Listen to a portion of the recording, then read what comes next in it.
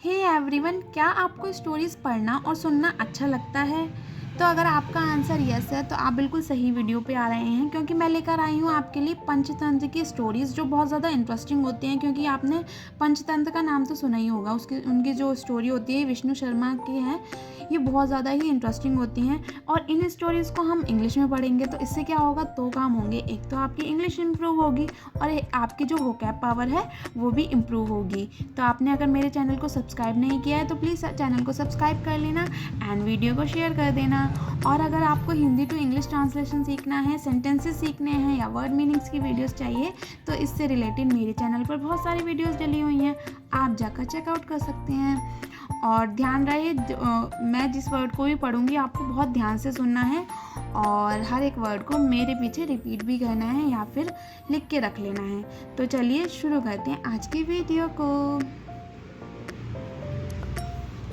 The clever crab. Clever means होता है चालाक। क्लेवर मीन्स क्या होता है, चालाक। क्रैब मीन्स होता है केकड़ा। क्रैब मीन्स क्या होता है, केकड़ा। Once upon a time in a dense jungle. Once upon a time मतलब एक बार की बात है। डेंस मीन्स घना। एक घने जंगल में there was a beautiful lake. वहाँ क्या थी, एक ब्यूटीफुल सी सुंदर सी लेक थी, मतलब झील थी। There lived many water creatures. वहाँ पे बहुत सारे वाटर क्रिएचर्स रहते थे, मतलब जो पानी में जीव जंतु रहते हैं ना, वो रहते थे in it. There was fish, crabs, crocodiles and other animals. वहाँ पे कौन कौन था, फिश थी, मछली थी, क्रैब्स थे, केकड़े थे, क्रोकोडाइल थे मतलब मगरमच्छ, and other animals. Near the lake lived a shrewd heron who liked to eat fish। एक ना हेरोन भी रहता था, मतलब जो सारस होता है ना, ये बोला वो कह लो, तो वो भी रहता था और उसे फिश खाना बस अच्छा लगता था। And crabs from the lake water. उसे फिश और क्रैब खाना अच्छा लगता था वाटर के अंदर से। But now he had grown old. लेकिन अब वो बूढ़ा हो गया था। And had no strength left to hunt. और अब उसमें हिम्मत नहीं रही थी कि वो शिकार करे और वो खाए। One day he thought of a plan by which he could easily prey on fish and crabs। तो उसने एक बार एक प्लान बनाया, सोचा कि जिससे वो easily फिश और क्रैब्स को पकड़ लेगा। He went to the lake। वो लेक के पास गया and started shedding crocodile tears। और मगरमच्छ के आंसू बहाने लगा। मगरमच्छ के मतलब आंसू, मतलब झूठे आंसू बहाने लगा।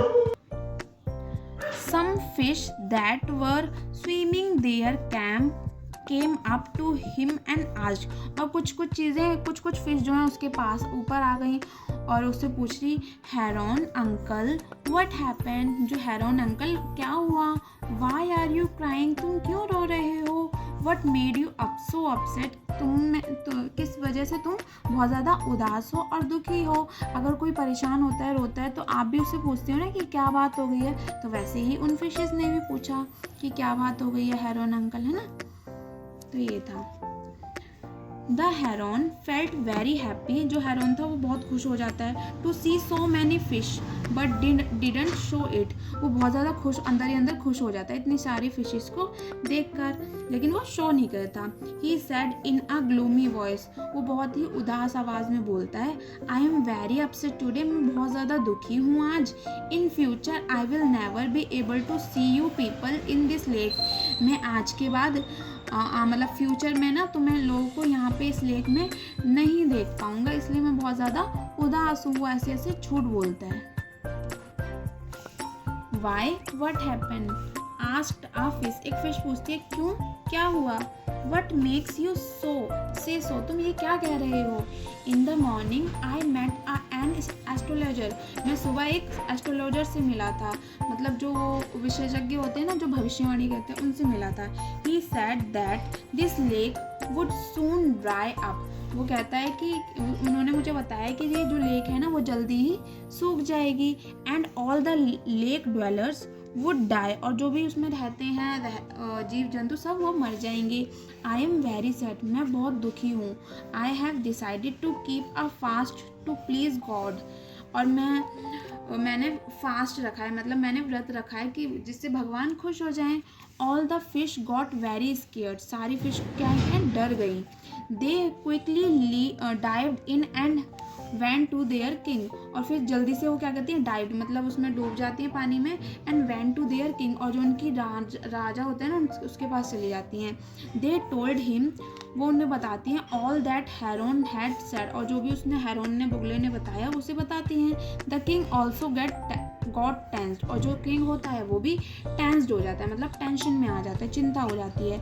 One fish advised him, I think that we should better consult the heron, वो कहता है कि एक फिश कहती है कि हमें हेरोन से सलाह लेनी चाहिए, कंसल्ट करना चाहिए.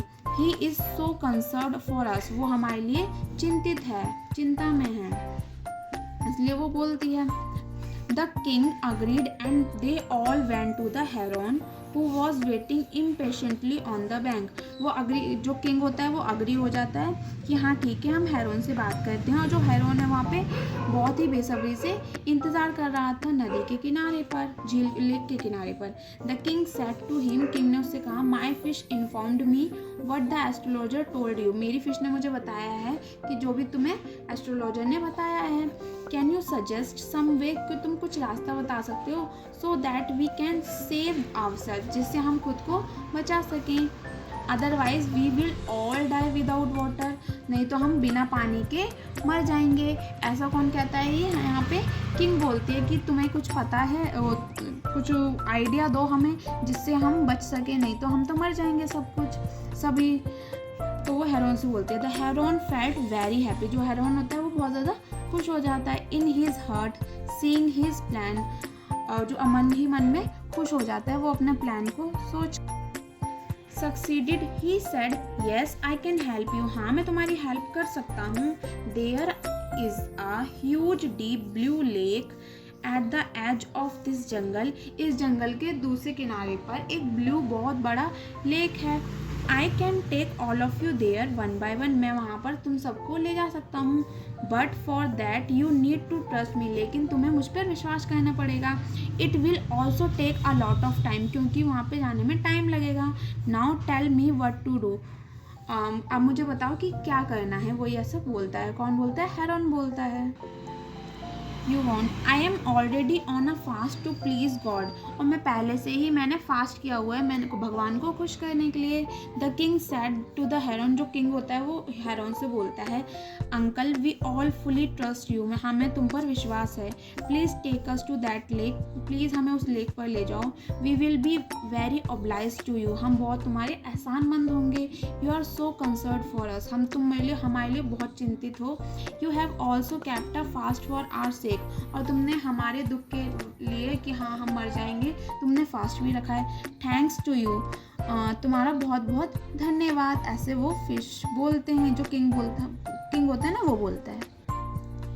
Now the shrewd heron started taking the fish to the lake at the edge of the jungle, जो हेरोन होता है ना, वो चालाक हेरोन, वो फिश को एक एक करके जंगल के दूसरे एज पर ले जाता है. But actually instead of taking them to the lake, लेकिन वो लेक पर नहीं लेके जाता. He took them to a rock cave and devoured them, एक रॉक केव मतलब चट्टानी गुफा में ले जाता है और वहाँ पर उन्हें डाल देता है. One day an intelligent crab went to heron, एक बार क्या होता है, एक इंटेलिजेंट क्रैब होता है वो हेरोन के पास आता है and said, uncle please take me also the other lake, कि मुझे भी ले चलो वहाँ पे. I don't want to die, मैं मरना नहीं चाहता हूँ, क्या आप मुझे ले चलोगे. द हेरोन अग्री हो जाता है heron, as he liked the taste of crabs too, क्योंकि उसे क्रैब का भी टेस्ट बहुत अच्छा लगता था, इसलिए वो तैयार हो जाता है. The crab climbed on the back of the Heron and Heron flew off, जो क्रैब होता है ना उसके ऊपर बैठ जाता है और जो हेरोन होता है वो उड़ने लगता है. When the heron was near to the rock cave, और जब वो रॉक केव के पास चट्टानी गुफा के पास पहुंचता है ना, the crab saw fishes bones scattered there, और वहाँ पे फिश की जो बोन्स होती है ना, हड्डियाँ होती हैं, वहाँ पे बिखरी हुई थी. He understood everything and got furious, वो सब कुछ समझ गया और बहुत ज़्यादा गुस्सा हो गया.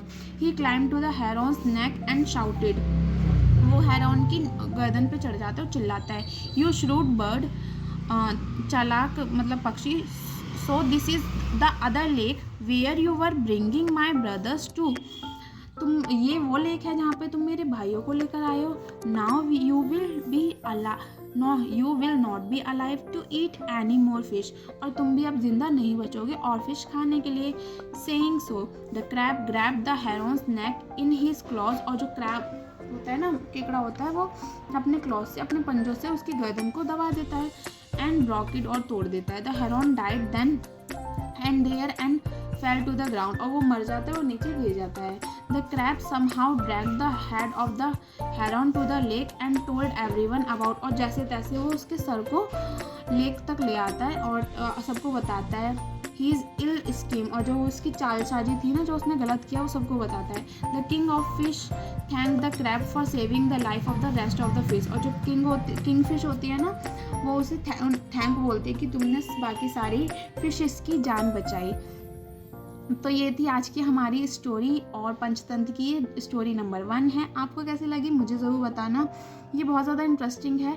आई होप आपको बहुत ज़्यादा पसंद आएंगी। तो आपने मेरे चैनल को सब्सक्राइब नहीं किया तो प्लीज़ सब्सक्राइब कर लेना एंड वीडियो को शेयर कर देना। मिलते हैं नेक्स्ट वीडियो में, टिल देन बाय बाय।